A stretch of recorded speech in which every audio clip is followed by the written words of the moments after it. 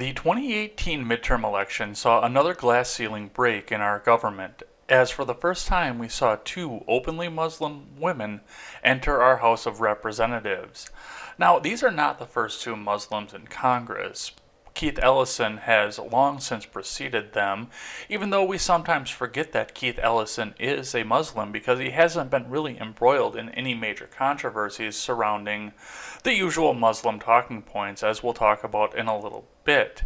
He's had his own controversies, but they haven't been the same as what we're seeing out of Tlaib and Ilhan Omar. And also, if you believe the tinfoil, there are a lot of people out there that think that Barack Obama himself was the first Muslim to enter the Senate, but there really hasn't been any evidence of that, just a lot of talking points over on right-leaning media. One of the most interesting things that we've had the opportunity to see since Rashida Tlaib and Ilhan Omar were first elected in their respective districts is the fact that they are highly outspoken about their Islamic beliefs and many of the things that surround their Islamic beliefs. And that has led us to be forced to have a conversation. It's a conversation that many media moguls have already had, whether in the mainstream or alternative media, and it's the discussion as to whether or not Islam itself is even compatible with our Western society and the government that we've built. Before we go too far into the controversies that I wanted to talk about this week, I do want to point a couple of things out. Article 6 of the Constitution states that no member of the government should be subject to a religious test in order to enter the government, and that is something that I firmly believe. Any idea that I want to debate with someone like Ilhan Omar will be based on its merits, and Islam has nothing to do with it. Anybody can serve in the government. They don't have to have a religion, and they don't have to have a certain state religion because the First Amendment prohibits us from making a state religion. However, this has not stopped social media from condemning Ilhan Omar and Rashida Tlaib based solely on their religion, and that's something that I don't agree with. Their ideas are easily disarmed, and it is something that we're going to be talking about definitely in the next 2 years.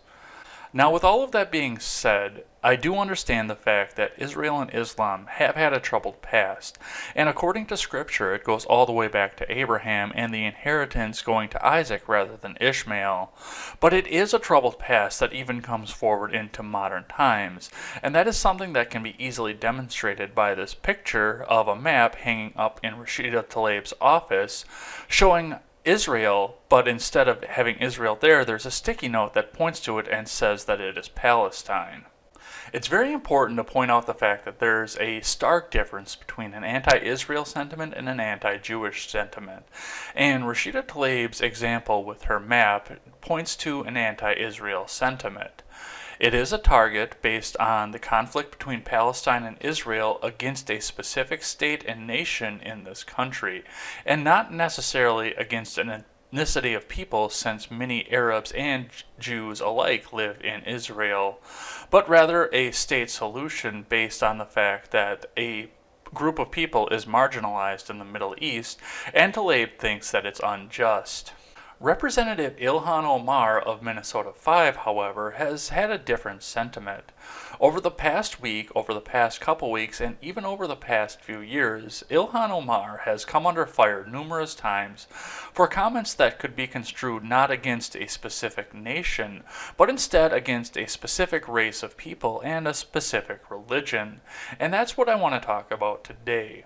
A lot of this controversy goes back to a 2012 tweet by Omar that came out long before she ever thought about running for federal office in the House of Representatives. Ilhan tweets, "Israel has hypnotized the world. May Allah awaken the people and help them see the evil doings of Israel." While I was researching to do this video, one of the things that I continually found is that many left-leaning outlets try to liken Omar's tweets to an anti-Israel sentiment rather than an anti-Jewish sentiment. And this specific tweet is an example of a tweet that could very easily skip the line going one direction or the other. With the hashtags at the end, a person could draw the conclusion that Omar is talking about the Israel-Palestine conflict, and rooting in the side of Palestine. Being a Muslim, that would be something that would be completely understandable. But it's that hypnotized comment in the middle, and that's something that leads me more to believe that this is targeted at the Jewish people, their religion, and many conspiracy theories that surround the Jewish people as well, rather than an anti-Israel state. I try not to bring tweets and yearbook photos and anything in from a person's past, especially if it happened very long ago. But I thought this tweet fit very well in context, and it did kind of make a defense for the people that are trying to defend Omar and say that this is more of an anti-Israel thing than an anti-Jewish thing. But a lot of this controversy really did kick off much more recently when a reporter was talking about the fact that Tlaib and Omar were both to be rebuked for their anti-Israel criticisms. Omar tweeted out a retweet with a comment that said, "It's all about the Benjamins, baby." Now, Omar has since deleted this tweet and apologized for it, and I'll talk about the apology in just a bit. But we do have to talk about one more incident that has happened with Ilhan Omar, and something that she has also been forced to apologize for. During a town hall in Washington, D.C., Omar made accusations about lawmakers about having dual loyalty and having loyalty to a foreign state, another very common anti-Semitic trope. Now, this is something that actually could have been very easily dismissed, except for the fact that we have these two other incidences that happened right before, two of which have already been apologized for, and two of which Omar's own party has rebuked her for. Now, as soon as the last comment came out, there was a push by the American people to have Omar held to account for some of the things that she has said. And initially, Nancy Pelosi pushed a resolution that would have condemned Omar for some of the things that she had said in an anti-Semitic fashion. However, as this went through the House and as people started talking about things like Islamophobia, this resolution was expanded to include all forms of hate to be rebuked in the House of Representatives, and Ilhan Omar's name came off of it right away. Omar actually sponsored it once it went all the way through the House of Representatives and expressed a great amount of support for it. As soon as the resolution passed 407 to 23, a lot of House members from both parties started to lament the fact that there should have been a standalone bill for anti-Semitism, and we possibly should have held Omar to account for some of the things that she said. And yet here we are with just a general broad bill going through the House condemning hate. As soon as the resolution did pass the House, Omar came out and issued an apology publicly. Anti-Semitism is real, and I'm grateful for Jewish allies and colleagues who are educating me on the painful history of anti-Semitic tropes. My intention is never to offend my constituents or Jewish Americans as a whole. We have to always be willing to step back and think through criticism, just as I expect people to hear me when others attack me for my identity. This is why I unequivocally apologize. At the same time, I reaffirm the problematic role of lobbyists in our politics, whether it be AIPAC, the NRA, or the fossil fuel industry. It's gone on too long, and we must be willing to address it.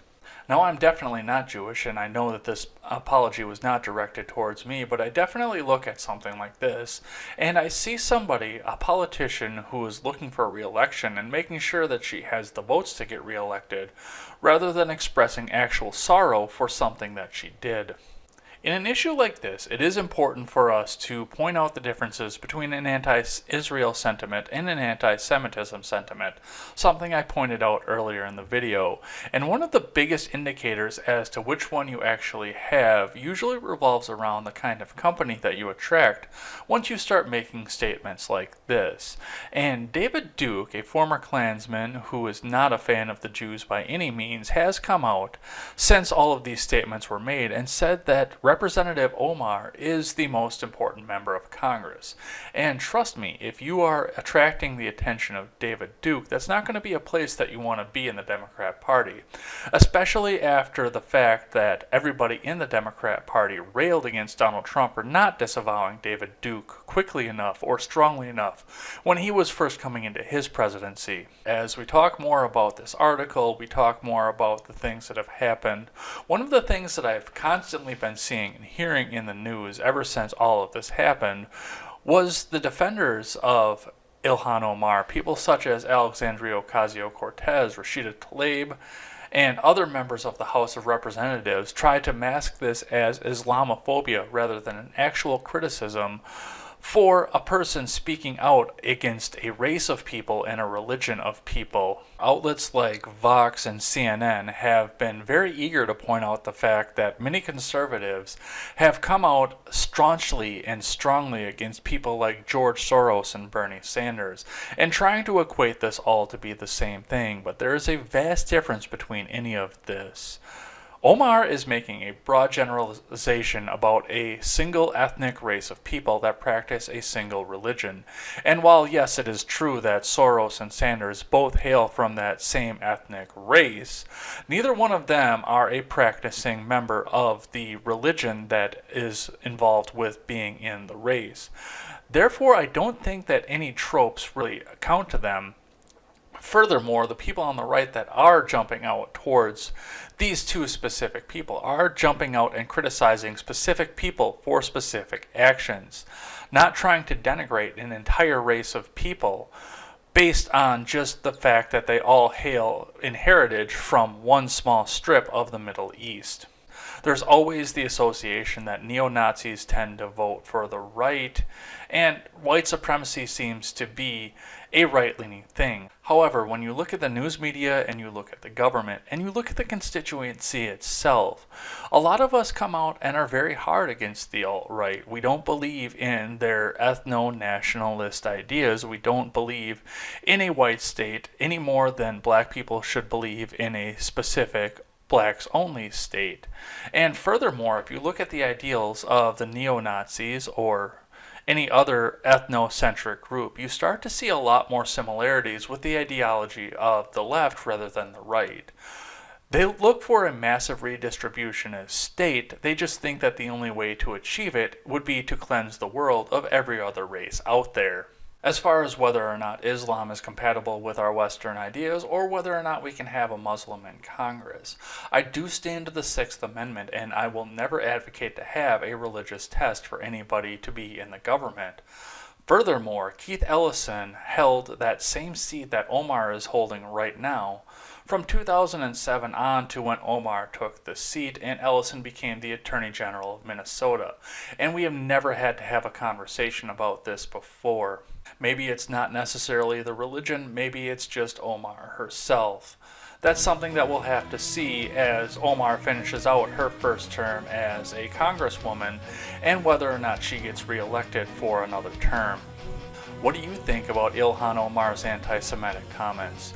Do you think she meant them? Do you think that she was tripping over her words? And how should we hold her account for them? I always welcome a thoughtful and positive discussion in the comment section below, and especially over on Twitter. That is at EdsBlog Twitter with a 1 in place of the I. Thanks as always for listening to this show and supporting this channel. And remember, never take the words of bloggers, podcasters, or journalists as gospel. Find all the facts and draw your own conclusions. Take care. You're